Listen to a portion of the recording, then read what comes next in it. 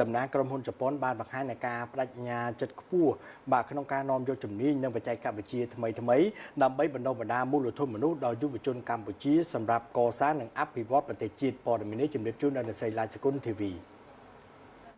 តំណាងក្រុមហ៊ុនជប៉ុនប្រចាំប្រទេសកម្ពុជាដែលមានមូលដ្ឋាននៅប្រទេសជប៉ុនបានបង្ហាញនូវការបដិញ្ញាចិត្តខ្ពស់ក្នុងការយកជំនាញនិងបច្ចេកវិទ្យាថ្មីៗដើម្បីធ្វើការបណ្ដុះបណ្ដាលមូលធនមនុស្សដល់យុវជនកម្ពុជានៅវិទ្យាឋានពហុបច្ចេកទេសភូមិភាគតេជោសែនបាត់ដំបងក្នុងការចូលរួមចំណែកកសាងនិងអភិវឌ្ឍប្រទេសជាតិឲ្យមានការរីកចម្រើនការថ្លែងនៅការបដិញ្ញាចិត្តបែបនេះធ្វើឡើងក្នុងពិធីចុះហត្ថលេខាលើអនុសារណៈនៃការយោគយល់គ្នារវាងវិទ្យាឋានពហុបច្ចេកទេសភូមិភាគតេជោសែនបាត់ដំបងជាមួយក្រុមហ៊ុនដៃគិនកម្ពុជា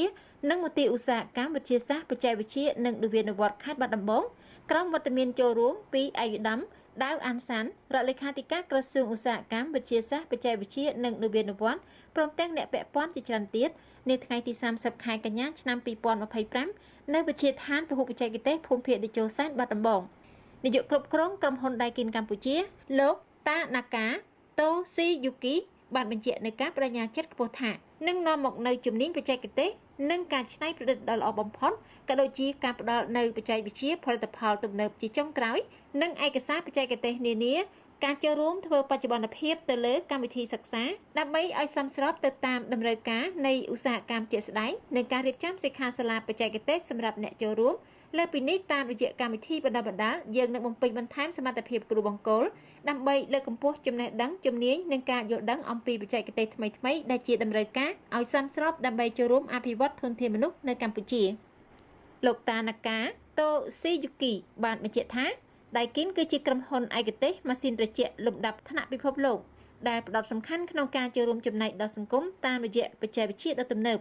ក្រុមហ៊ុនបានបដិញ្ញាចិត្តភាពច្នៃប្រឌិតខ្ពស់និងទំនួលខុសត្រូវដល់សង្គមមិនថាក្នុងកលៈទេសៈណាក៏ដោយក្រុមហ៊ុនមានគោលបំណងចែករំលែកអំពីបច្ចេកទេសការអនុវត្តចុងក្រោយបំផុតនៅក្នុងវិស័យឧស្សាហកម្មនិងការបណ្ដុះបណ្ដាលអ្នកពាក់ព័ន្ធទាំងអស់នៅក្នុងប្រទេសកម្ពុជា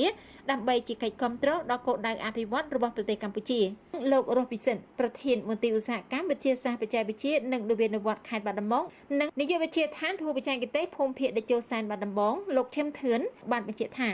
នៅក្នុងឆ្នាំ2025នេះវិទ្យាឋានបានធ្វើការបណ្ដុះបណ្ដាលជំនាញដល់សិស្សនិស្សិតបានចំនួន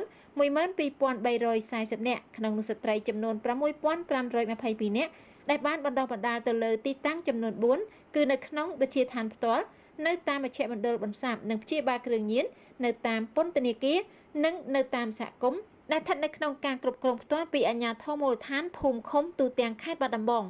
លោកបានបញ្ជាក់ទៀតថាសម្រាប់ថ្ងៃនេះគឺជាឱកាសមួយដែលវិទ្យាឋានបានសហការជាមួយក្រុមហ៊ុនដៃគិនកម្ពុជានិងមន្ទីរឧស្សាហកម្មវិទ្យាសាស្ត្របច្ចេកវិទ្យានិងនវានុវត្តន៍ខេត្តបាត់ដំបងបានជំរុញផ្ដល់ជាឱកាសមួយល្អបំផុតសម្រាប់សិស្សនិស្សិតនិងមន្ត្រីរាជការទាំងមូលចូលរួមក្នុងការអភិវឌ្ឍសមត្ថភាពនិងផ្ដល់ជាជំនាញមួយពិតប្រាកដនៅក្នុងខេត្តបាត់ដំបងដែលវិទ្យាឋានបានបំពេញតួនាទីភារកិច្ចយ៉ាងសំខាន់ចំពោះរាជរដ្ឋាភិបាលរដ្ឋលេខាធិការក្រសួងឧស្សាហកម្មវិទ្យាសាស្ត្របច្ចេកវិទ្យានិងនវានុវត្តន៍ឯកឧត្តមដាវសានអានបានបង្ហាញនូវការគាំទ្រយ៉ាងពេញទំហឹងចំពោះកិច្ចសហប្រតិបត្តិការដ៏ល្អនេះដែលបានចូលរួមចំណែកដល់ការលើកកម្ពស់មូលធនមនុស្សដល់យុវជនកម្ពុជាដែលនឹងឈានទៅសម្រេចបានតាមចក្ខុវិស័យរបស់រាជរដ្ឋាភិបាលកម្ពុជានៅឆ្នាំ2030និងឆ្នាំ2050ជាប្រទេសអភិវឌ្ឍន៍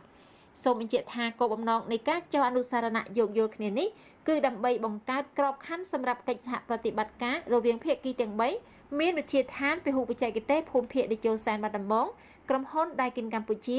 មានមូលដ្ឋាននៅប្រទេសជប៉ុននិងមន្ទីរឧស្សាហកម្មវិទ្យាសាស្ត្របច្ចេកវិទ្យានិងនវានុវត្តន៍ខេត្តបាត់ដំបងដើម្បីចូលរួមចំណែកចែករំលែកចំណេះដឹងបទពិសោធន៍បច្ចេកទេសនិងបច្ចេកវិទ្យាការផ្សព្វផ្សាយអំពីឱកាសការងារវិតម្លៃកម្រិតនិងគុណភាពជំនាញបច្ចេកទេសរបស់សិស្សនិស្សិតផ្ដល់ឱកាសសិក្សាក្រៅសាលាផ្លាស់ប្ដូរបទពិសោធន៍និងចំណេះដឹងបច្ចេកទេសនិងចូលរួមក្នុងការអភិវឌ្ឍកម្មវិធីសិក្សាឲ្យស្របទៅនឹងតម្រូវការទីផ្សារការងារនិងបង្កើនឱកាសចូលទីផ្សារឧស្សាហកម្មនិងសហគ្រាសធុនតូចនិងមធ្យមនៅខេត្តបាត់ដំបងតាមរយៈមន្ទីរឧស្សាហកម្មវិទ្យាសាស្ត្របច្ចេកវិទ្យានិងនវានុវត្តន៍ខេត្តបាត់ដំបង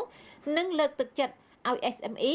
ផលិតកម្មក្នុងខេត្តជ្រើសរើសកម្លាំងពលកម្មនិងជាងមានជំនាញព្រមទាំងអនុវត្តស្តង់ដារផលិតកម្មក្នុងឧស្សាហកម្មនិង SME